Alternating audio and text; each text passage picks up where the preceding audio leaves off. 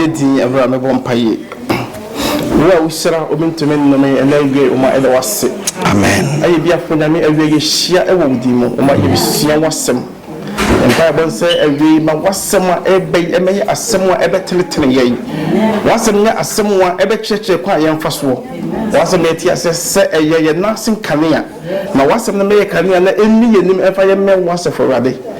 elagwe mi jakoma bia hye wansa wana wana kuma aboto mi gya ho hye wansa wana wana ba mu obu mi gya ho hye wansa wana bibi nti wo pa ba me de wonyina hye wansa awurade mi sire wo basa sonko no fide ho na awie mama nte wonka awie ma yehu ani munyam na awie akase asedan ka wodin ida wase adom nti amen amen amen amen amen ene asema me de ba no na ye sister Dorcas be gina ha wode eto nyum nyina amen amen masema me be kan nyina na sister Dorcas be kan no na amama ho se awurade o kasa de ma ho amen awurade woni ne ma e kasa na se ye be ye asom ye tie awurade a ye betima be awurade amen asema me de eba no na se awurade do mi a me de be woni awia na say there is power in singing amen to me ewo anim to amen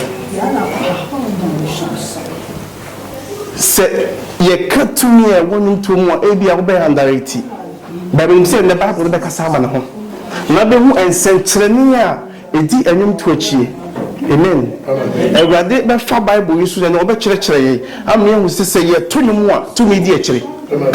ye masa ye be to nyum sa akwa ba anyum na ye to no ye to nyame mu nyum a awurade ejina anyum no so ebie kwan ma ye anyum eye safo a ebie heavy pono and say obetimi atonyum a heavy pono betimi ebia ma na obetimi awuga heavy mu enfa anyum to ni agro amen yinina yini adwuma na obonsam ye wosoro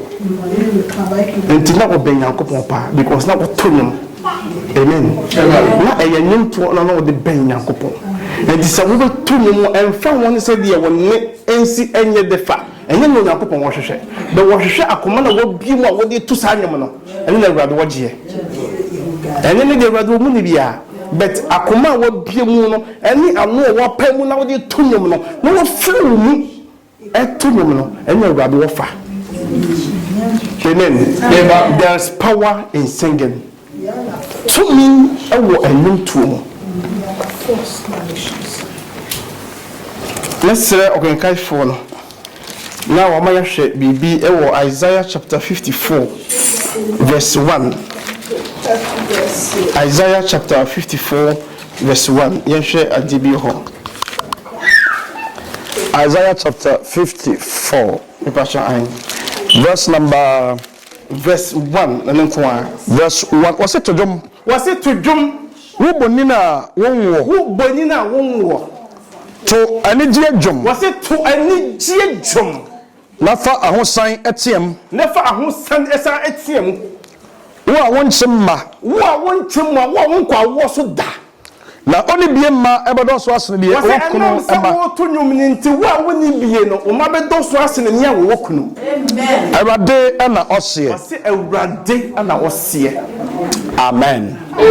was it to dwom wo bonyina wonwo was it for any jeni a husantiatie mu wo a onko awo so da na was it na se beti asese ni a oni bie na wo to awrade mu nwom no ni ma ebedo so asene ni a wo kunu se wona mo ha obi mu wona mama ne bi mu a fa ye nwom to DSP officer pa wonyom bi eye me de papa was it se me na mo ha mu na me na mama ne mu a media anyum kuto na meto wen kama se no kire nipa meni nipa enyi masem ho komo be de masem ne ba ye anyum to menim se na wo twe e efiri e ba na wo twe menim se ye be sa komtena se ye kire na de be ye telephone so komo de kafa ye anyum to na se wo to no abre na wo to na awrade wo buwe kwan abira woto nwom no na enkonua nim nyina mu e paapai abira woto nwom no na afaso ye twa fa wo no obusia na Awurade e same se wo pese wo ne Awurade benya anwum tom ya tato nwom because woto nwom a etse wo bo mpa ye mi no there is power in singing. Amen. Se woto nwom a etse se de wo bo mpa ye 2 times de num ba ko pe etumi ye no mpa ye mienu and beti na ye sa de no there is power in singing. Aya to nwom. Amen. Aya to nwom. Na abira woto nwom na Awurade bue kwan. Abira woto nwom na Awurade esiesie because having what is the Lucas can was having what never they could be Bible mu. Ya kwato aye dwom. Sa aye dwom no na me se so wo fi aya to bi. Na abofo na me because abira na woto nwom nyina na abofo na wo tweben. Abira woto nyina na wo tweben. Abira woto nyina na wo tweben. Abira wo tweben no na osoro ebrie. Na waso bia sa bre no na wonya kwan am otimi wura waso ni mu ehọ na otimi ni Awurade edi nkomo na abra mpaye no abiebie na sa nyomto na abiebie kwan ni nyina ma wo no ehọ na woni Awurade ekonya nkitahodie ehọ na okodi nkomo tumi ewo nyomto mu tumi ewo nyomto mu amen enu be sia amnate bi hu asem bi nyina ye na amnate mienu bi a bako edi Paul na bako di Silas. They say on wasem abra ye chiro mko to afiase na wo nya hwe na dia anyom to ayema wo e wo prison ho amen me pa cho yanke kai eye asomafo ngoma eti aye edunsia echichemu edunsia kopem ediasa enan Act chapter 16 verse 16 to 34 na yensia bibi emphasilas and Paul ho abra ye chi wo mo ekoto afiase yenhwe dia anyom to eye ma wo mabra mo da afiase asomafo no nyoma ti a eye donsia yemu a eye donsia esane ekofom atifiase wo se afna bi ayaresa na eba se yereko asori no wo se na eba se omori eko asori no abawa bi owo akomohom ebesia yen ababa wa bi na wo akomohom ebesia ho mo ensona wo de enkom sema ni wuranom nya ade bebre na sa ababa wo we de na dwuma no ya ne se na wo senkom ama nkofo bi te ho a wo senkom na no magye ho sika no wodi enti na Bible so wo nya ho tatwe e wo nkom sem ni mu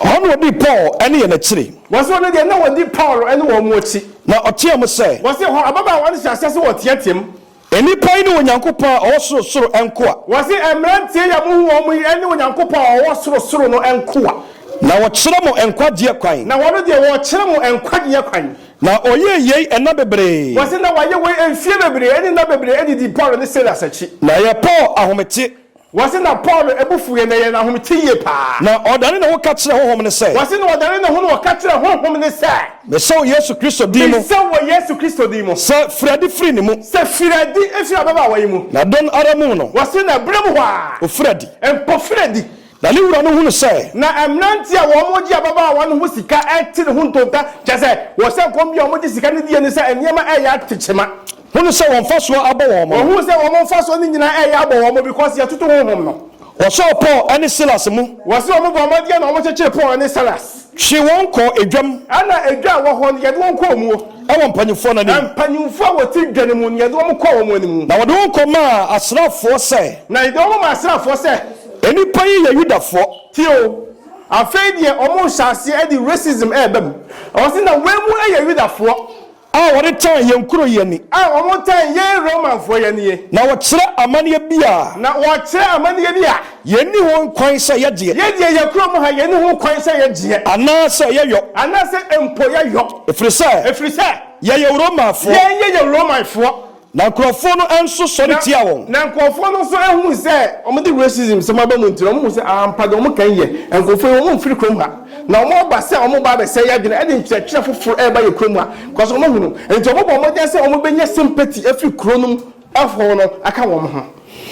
Osina asafohene no eyi wo ho ntade wose na asafohene no eyi Paul ene Silas ho ntade na o se wo mo ma na wo do omo gu ho se ye ntwe mo chimpire na oka wo ma pi no na wo twe wo mo chimma bebere ewie ye no wo do kogu afiase wo sa chichire wo mo do kogu afiase asa afiase hwefo no se ana wo se be ma no wo hwe afiase no se onfa wonsie yie emratie ya o ma ba ha fa wonsie yie pa na ono nso wo se no saa no na wo no nso so nam se na ka che se fa na si from woni na ho na hwe na emratie wo mo bia nkonti no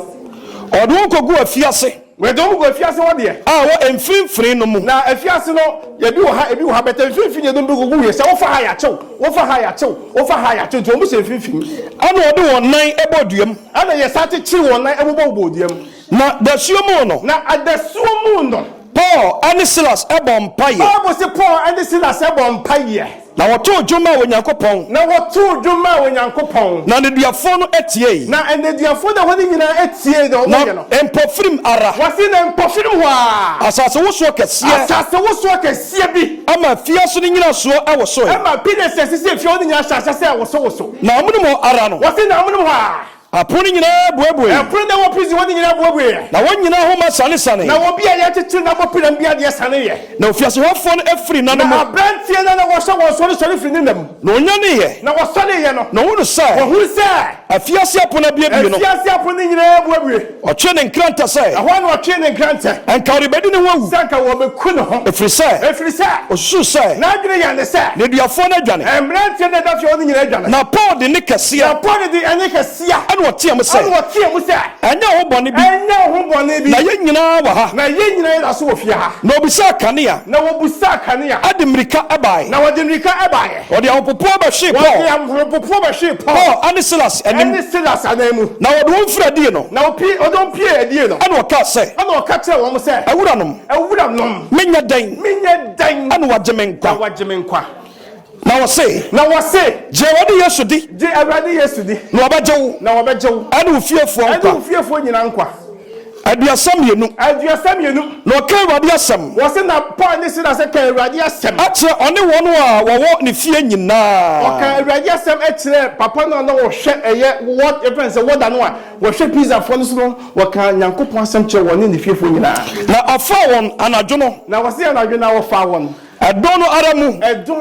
na owuru won ma no ano wose wo won ma no ano na oma wobo won ene won a woye ne fiefo nyina su wose na wo kan se bi nyina kye wo ne ehoko wo ne nyina no Bible so ma ye bo wo nyina su amunum ara wose amunum hwala na wode won ba ne fie ato won pono wose na hwala woda ne sisa on nyina wode won ba ne fie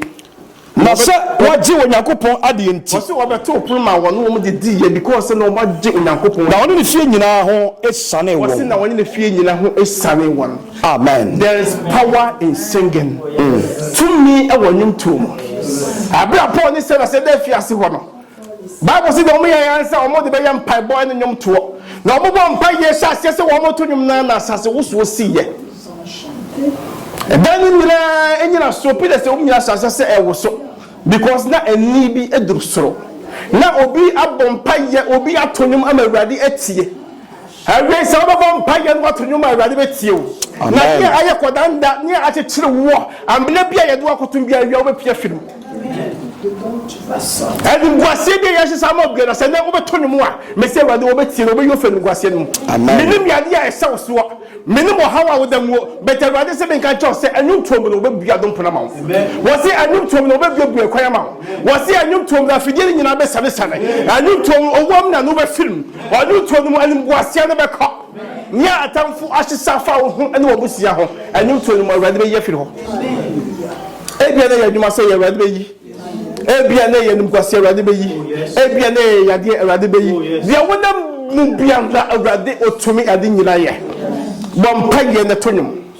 na awrade wo mu yepo no tonum na awrade won te wone me se boys na won to de awrade won fa ho enum na wo to no ane na awrade wo tie wo be duru ha na ye bonnum a na wo gire ha na se gobo ba awrade fi asa ye tonum atumi die be ye bi afa ho sem bi na benim se wo yesa no na awrade wo buobie kwan na awrade wo buobie kwan na awrade wo buobie kwan na wo di adom bi edom ho Bosam awrade bosam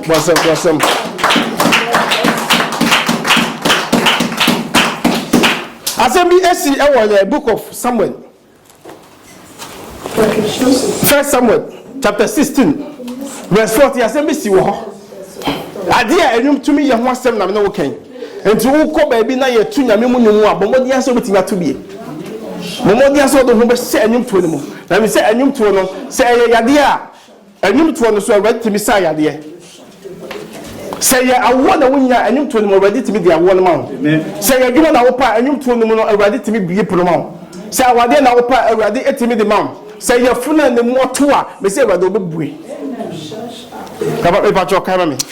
Atifia so say David ba so ahemfie. Was it David oba so ahemfie? Ya kenka odifo Samuel ngometia ye dunsia ye mu aye edunan. Akopem aduonu amiensa. Kopem aduonu amiensa. Omayentie wade asem. Osile wade hom efiri so ho. Wase na awurade honhom efiri so ho a. Na homboni bi fira wade nchen ebe ha no. Na honhomboni bi fira wade nchen eba be ha so. Na so nko a eka kire no se. Wase na so nko a no munim dia ma mo ka kire so se. Hwe. Nyankopon homboni bi. Nyankopon homboni bi. Ana are ha woi. Ana e ha wo hene. Ma yewura enka kire ne nko a. Wo hene se be yanka wo de siyan se yanko. Na awo woni min. Ni ye wo nche wo hene brebre. Na wonko hwe obi a onim sankuo bo. Na ye ko hwehwe obi a wonim sankuo ebo. Na se Nyankopon homboni no ba wo so a. Na se wo yade a wo yade yi wo hene e ba wo so a. Ode nsa abo ama ho ato. Abrante ne de nsa abo nsankuo no atonyom na ma ho. Na so ka kire ne nko ase. Wase na so ka kire ne nko ase. Mo hwehwe obi a onim boyie. Mo hwehwe obi a wonim boyie, wonim nyumto yie pa. Ama me yen. Na mo fa ne mre me. Na mo mfa no emre me. Na mo fa ne mre ha. Edu nwotwe. Na mrantie no mu baako. Wase na emrantie no mu baako. Ebu ase. Ana obu ade se. Hwe. Mahunu Bethlehem ni Isaiah ba. Mahunu Bethlehem ni Isaiah ba. Bia onimbo awore de wonim sanko bo pa oye obarima wotumi ne ho woye berima wotumi ne ho ane okufuni na wosaye okufuni na ohunu nsam mu na wohunu ne ahinta nyina na ho nso ayefe na ne ho nso ofe na urade di nachi na urade edi nachi na so soma abofo wose na so soma ne nko ano ama wokọ Isaiah nchen se omon ko Isaiah fie akoka se na omon ko kacha Isaiah se ma oba David ma wo ba ye fani David no owo enwan ne ho no awore de woti wura ma nwan no wo hwe no amra me nchen na Isaiah fa afunumu wase na Isaiah efa afunumu ade pa no ade wode pa no ane nsa kotokuo ma ane opapo ade soa no na ode soma ne ba David akoma so na David ba so enchen wase na David edu so ro nchen na obaye ne somfo na David ba abe som so na so edo no say na so edo David say na ode no ye na kodie kurani wase wode no ye obi ase woko akon na ade wode kokko ne kuta David na so soma ma woko Isaiah nchen na so sa soma bio ma ye ko Isaiah nchen ade wokoka say na o ko ka che Isaiah say ma David ansom me wase ma wo ba David onsom me na wanyam anim ani onyam na se Yakopon wo no aba so na se Yakopon honhom ne ba so so a na David ya fa sankuo wase na David wa fa sankuo na wode ne nsa abo na so ho adwono na ne ho atono na hombone no afi ne ho amen there is power in singing to me e wonum to mu hwaken kanse ma yesia ye ya na wo hene so wo di mu na wo hene so wo ne bibidi na enam aswodin ni so ntienti Onyankopon honhom atwe ne ho ana ya de bone edebo so na Bible si wo hwehwe ya na nanku aka kire ne se ye wo abrantie bi wo kurom ha wonde onnyom to pa se ye kasa ye bogi type pa na se ye bogan ya wo ye burta eto hene se ye de nke ye be ya ka kwa asoma ye na yanko nyenkofa sa abrantie yin fa de meraw na sa abrantie se wo ba na se wo ya de no eba abrantie no obonwom a obenya hoto abenti obonwom a honhomboni edi wo kire nyina betutu ene we se obetonwom so go awurade so awurade obetie wo kodanda no wo ha ni nyina etu obetwa amane wonam ni nyina awurade obetie Bible say David etonwom na wo bon sankuo na Paul ne eso ne haw ni nyina ehase se etutu ne haw na manye ni nyina akoye ya de ni nyina akoye abra David be hyase se wo to dwumbiera na so da nya yaresa ne bompa yesere wa se abra bia wo na bo haw bi mu a busha nyoma se wa de ma yaresa mra amen wo na manu bo se ma se nyoma se wa de ma anyum gwase ne nko satan fo hye se wo to wani abra be se nyoma se wa de ni mfiri ho po biera wo ma bo to wani abra be se nyoma se wa de se ne no ni wo ma se chiri aba wo na wo masuo me mpaye se awurade wontie wo mpaye bo na awurade wontie wo nem to awurade wo hu mo bo baabi a begina bom mpaye biela baabi a begina atonwum biela awurade wo tie atenefo mpaye no na so esi ema ye mpaye bo se awurade wontie wo na awurade wontie na nim fama wo ena wiamisra wa se baabi a do na besie biela asase bi ado na besi su biara awurade fo na dom nomo na awurade ema woni asase no mu anepa wo mu nyinara awurade wo hu mo ba wiai na awurade won tira nimam awurade siraw amen